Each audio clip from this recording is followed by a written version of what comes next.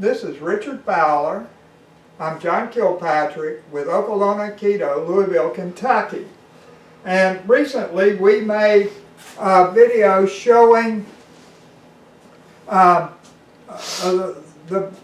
basis for how Aikido throws work, and we showed it for Arimi. I think I called it the simple Arimi throw.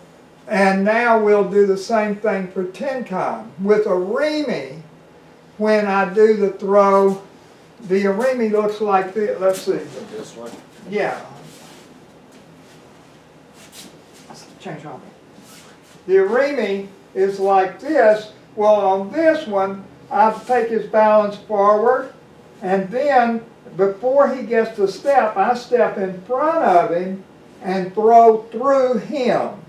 On the Tenkan that we're going to look at now, I take him through me. So let's line up with the camera. So if I'm lined up, let me move over this way.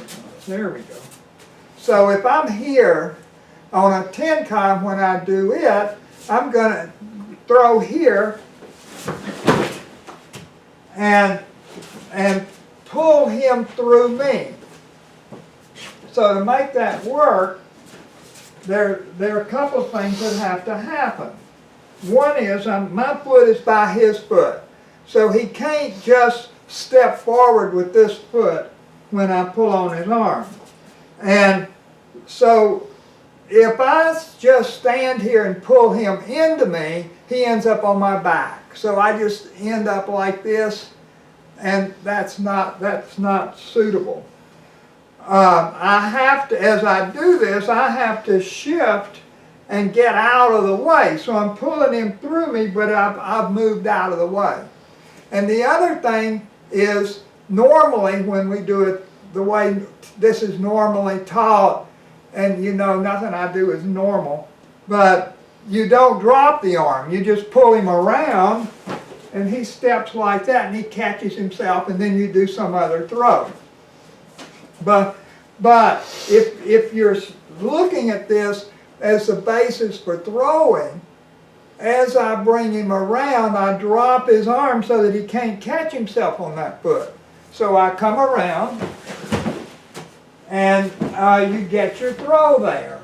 And that's the way most of your, like Ikkyo Tenkan, Nikkyo Tenkan, Sakyo, on through almost all Aikido throws, that's how the Tenkan version of it is done.